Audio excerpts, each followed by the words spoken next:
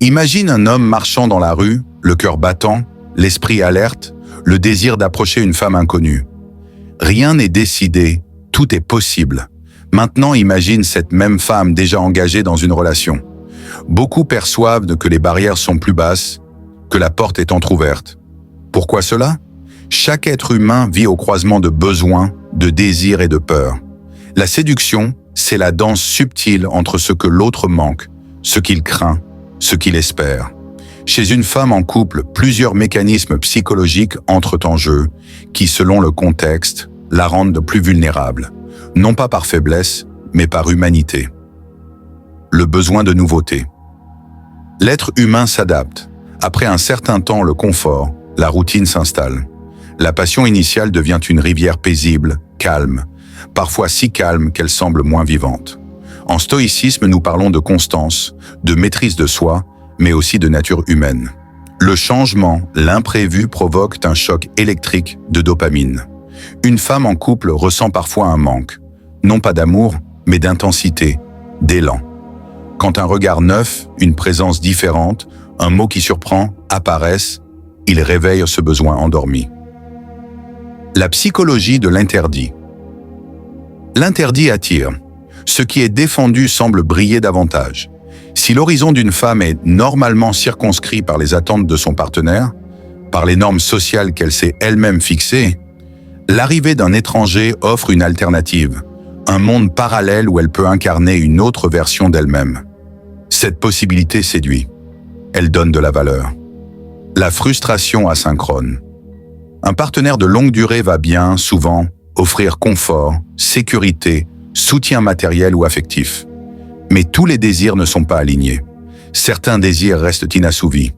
Le besoin d'être admiré, excité, surprise. Des moments où l'on se sent invisible, où les mots doux se font rares, où le temps se consacre davantage aux obligations qu'à la séduction. Cette oscillation crée une tension intérieure. L'autre, extérieur au couple, peut apparaître comme celui qui pourrait combler ce vide. Baisse de vigilance émotionnelle. Au début d'une relation, chaque petit geste compte, chaque mot compte. On surveille ses mots, ses réactions. On est sensible. Avec le temps, la vigilance baisse. Les habitudes s'installent, la confiance s'installe. On croit que l'autre sait déjà. On croit que l'on peut se reposer sur un pilier solide. Cette baisse de vigilance crée des espaces où la séduction peut s'infiltrer. L'écoute devient plus automatique, les gestes moins intentionnels, l'attention moins consciente. Le miroir des qualités non exprimées, nous avons tous des facettes moins montrées dans nos relations stables. Certaines passions étouffées, certains rêves retenus, certaines blessures que l'on cache. Quand une personne extérieure parle de ces choses-là, parle d'aspirations nouvelles, parle de créativité, parle de liberté, cela réveille ce que l'on est, ce que l'on pourrait être. Et ce miroir sensibilise, crée une attraction profonde, qui ne se mesure pas aux apparences, mais à l'âme. Le pouvoir de l'écoute attentive. Souvent, dans le couple, on croit que l'on écoute, que l'on comprend. Mais écouter profondément, sans jugement, sans chercher à solutionner, juste accueillir, c'est rare. Une personne extérieure qui offre cette écoute, qui laisse parler sans interrompre, qui valide les émotions, celle-là gagne une intimité immédiate. L'émotion se libère. La femme en couple, si elle se sent entendue plus qu'avec son partenaire, ressent un lien puissant. La divergence des valeurs momentanées. Les valeurs d'une personne peuvent évoluer, être testées par le temps. Ce qu'elle croyait essentiel peut perdre de sa place, ce qu'elle avait relégué peut revenir. Parfois, dans une relation, on négocie ses valeurs, on les ajuste. L'autre personne, extérieure, incarne une autre manière d'être fidèle à des valeurs négligées. Authenticité, spontanéité, aventure, indépendance. Cette divergence temporaire suscite désir et questionnement. Chaque point ici crée une tension intérieure, entre ce que l'on est et ce que l'on désire, entre ce que l'on reçoit et ce que l'on espère, entre la sécurité et l'appel de la nouveauté. Partie 2. La force du stoïcisme dans la compréhension et la maîtrise de ces dynamiques. La philosophie stoïcienne enseigne que le bonheur dépend de ce qui est en notre pouvoir. Elle invite à voir les émotions comme des jugements, des impressions que nous pouvons observer, modérer, voire transformer. Face aux séductions extérieures, elle permet de rester enraciné, libre, sans refuser la beauté, sans se perdre dans l'illusion. Discernement entre ce qui dépend de nous et ce qui ne dépend pas de nous. Tu ne contrôles pas les regards, les compliments, les gestes des autres. Tu contrôles ce que tu choisis d'en faire, ce que tu nourris. Une femme en couple peut ressentir une attirance, mais le stoïcisme t'enseigne que ton devoir premier est envers toi-même. Rester fidèle à ce que tu juges juste. Tu peux répondre, refuser, écouter pour toi. Gérer le feu intérieur sans se brûler. Quand une émotion intense surgit, désir, excitation, curiosité, le stoïcisme dit « observe-la comme un feu intérieur ». Ce feu, si tu le nourris de pensées, d'images, de fantasmes, il enfle. Si tu l'observes, le laisses être, sans jugement, il peut passer. Tu peux choisir de ne pas agir de façon à briser des engagements. Tu choisis la modération, la retenue. Cultiver la vertu de la constance. Courage, maîtrise de soi, justice, sagesse. Si tu es dans une relation stable, c'est toi-même que tu défends en étant constant. Si tu es extérieur à la relation, ton action doit respecter l'intégrité, la tienne et celle de l'autre. Le stoïcisme rappelle que plus tu assures ta vertu, plus tu restes libre, malgré les tempêtes émotionnelles. Savoir quand le risque en vaut la peine. Parfois, la séduction mène à une transformation profonde, une rencontre authentique. Le stoïcisme ne rejette pas tous les désirs. Il invite à les examiner. Est-ce que cette attirance correspond à un besoin d'affirmation ou de fuite? Est-ce que ce que tu cherches est aligné avec tes valeurs? Si le risque de perdre ton intégrité ou de blesser est trop grand, il faut refuser, même si l'émotion est forte. L'importance de l'amour propre. Tu es ta fondation. Si tu te perds dans la recherche de l'autre, tu te construis sur du sable.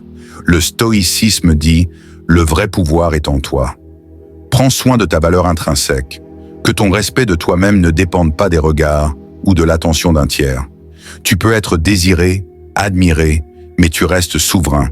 Transformer la vulnérabilité en sagesse. Reconnaître que certains moments de séduction existent comme des appels à la croissance. Que la vulnérabilité ne soit pas un défaut, mais une porte. Tu peux te demander « qu'est-ce que ça me dit de moi, de mon couple, de mes désirs ?» Utilise cette tension pour comprendre ce qui manque, ce qui peut être réparé, ce qui doit être affirmé. La sérénité dans l'action conforme à tes principes. Si tu choisis d'approcher, d'offrir de l'attention, d'exprimer du désir, fais-le avec clarté, honnêteté, responsabilité. Si tu choisis de te retirer, de ne pas céder, de protéger ce qui est important, fais-le avec paix.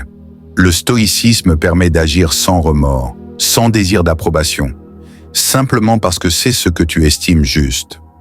L'équilibre entre désir et devoir. Le désir est une force puissante. Le devoir, envers toi-même, envers ceux que tu aimes, est une lumière qui guide. Quand tu trouves l'équilibre, la tension existante entre séduction et fidélité, entre nouveauté et constance, devient productrice de connaissances, d'empathie, de compréhension de soi. Évolution personnelle comme réponse durable. Être séducteur ou être séduit, ce n'est pas seulement provoquer une émotion chez l'autre, c'est devenir meilleur, plus profond, plus entier. Le stoïcisme enseigne que le véritable triomphe est sur toi-même, sur tes passions, sur tes peurs. Lorsque tu es aligné avec tes valeurs, tu deviens moins vulnérable à la tentation, moins tenté de dépendre de l'extérieur.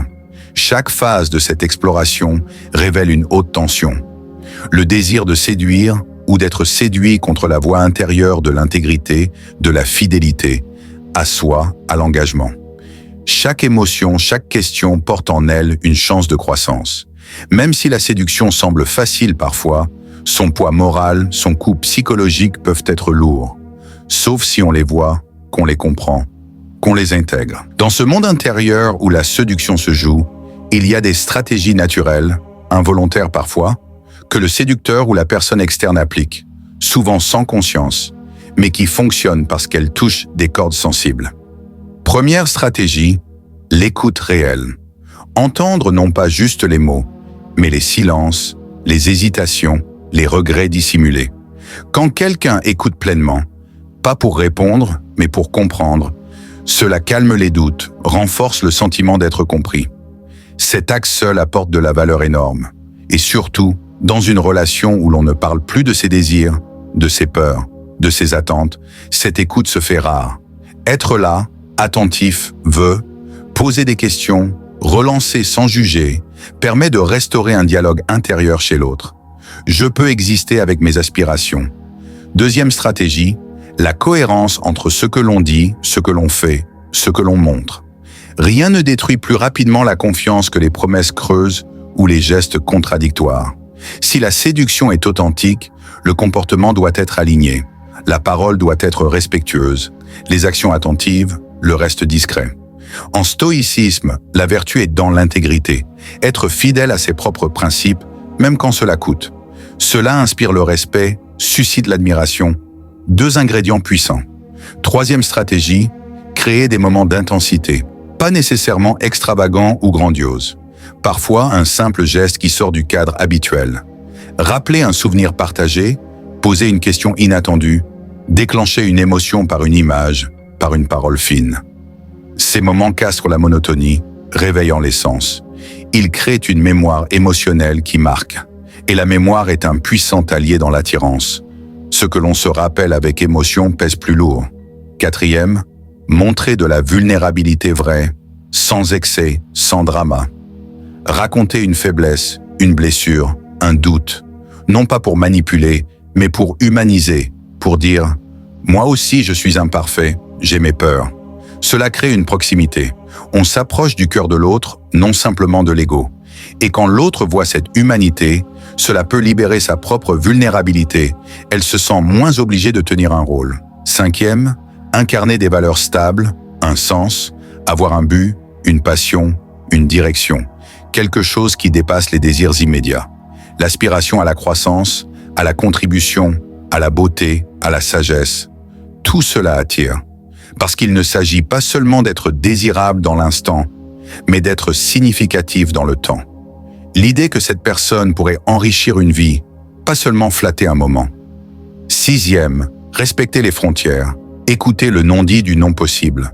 Ne pas pousser là où l'autre montre de la résistance, de l'hésitation, de la culpabilité. Le respect ajoute du poids moral, de la confiance. Si jamais la séduction se transforme en pression, tout s'effondre. Et souvent, ce respect silencieux impressionne, touche, émeut. Mais le stoïcisme met en garde. Tous ces mécanismes sont double tranchants. On peut créer de l'attraction sincère, mais si la séduction aboutit à la souffrance, culpabilité, trahison, regret, le prix émotionnel est lourd. Le séducteur qui manque de vertu finit par devenir source de tourments, l'objet d'attentes irréalistes, de projections et finalement de désillusions. Et celle qui est séduite, si elle agit contre ses propres valeurs, porte parfois un fardeau intérieur durable. Le sentiment de la responsabilité intérieure est crucial, non seulement envers l'autre, mais envers soi-même. Si l'on agit, il faut être prêt à accepter les conséquences, non seulement la joie, mais les possibles ruptures, les jugements, le poids des choix moraux. Émotionnellement, la séduction d'une femme en couple oscille souvent entre ivresse et vertige. Ivresse de l'interdit, vertige de l'incertitude. Vais-je franchir la ligne? Et après, que ressentirai-je? Ces émotions sont brutes, puissantes. Elles excitent, elles effraient, elles amplifient ce qui est ressenti. Mais elles filtrent aussi ce qui est sain. Quand l'émotion devient obsession, quand l'idéalisation remplace la réalité, quand le désir exige plus que ce que l'autre peut donner, alors le déséquilibre naît. Dans le stoïcisme, ce que l'on vise, ce n'est pas à maîtriser les autres, mais à maîtriser ses propres jugements, ses propres passions. On reconnaît que les désirs naissent naturellement, mais que l'on a le pouvoir de choisir. Est-ce bon pour moi, pour l'autre, pour ma paix intérieure? Est-ce vertueux de poursuivre cela? Ou est-ce une illusion que je dois laisser passer? La vraie séduction, si l'on veut lui donner un sens élevé, ne consiste pas à conquérir quelqu'un de déjà attaché, mais à éveiller ce qu'il y a de meilleur en lui, à inspirer, à enrichir, que cela aboutisse ou non. Et souvent, c'est cette intention, cette clarté intérieure, qui fait la différence entre ce qui laisse un souvenir doux et ce qui laisse une blessure. Au fil du temps, la tension se résout de deux façons. Soit par une décision consciente, de rester, de réparer, de communiquer dans la relation initiale, soit par la rupture quand le désalignement est profond. Et dans les deux cas, la personne gagne en clarté, en paix, en intégrité, si elle s'est écoutée, respectée, si elle a exercé la vertu stoïque de la sagesse, du courage, de la tempérance. Et dans cette lumière, on comprend que ce n'est pas tant la facilité objective de la séduction qui compte, que ce qui est déjà latent dans le cœur de celle qui est en couple. Le besoin de reconnaissance, l'aspiration à ce qui fait vibrer, le désir de se sentir vivante, aimée, admirée. Et le rôle du séducteur moral, celui qui séduit non pour dominer, mais pour inspirer, non pour prendre, mais pour éveiller, pourrait bien être, selon le stoïcisme, une opportunité d'élévation intérieure pour toutes les parties, si tout est fait dans la vérité, le respect, la conscience.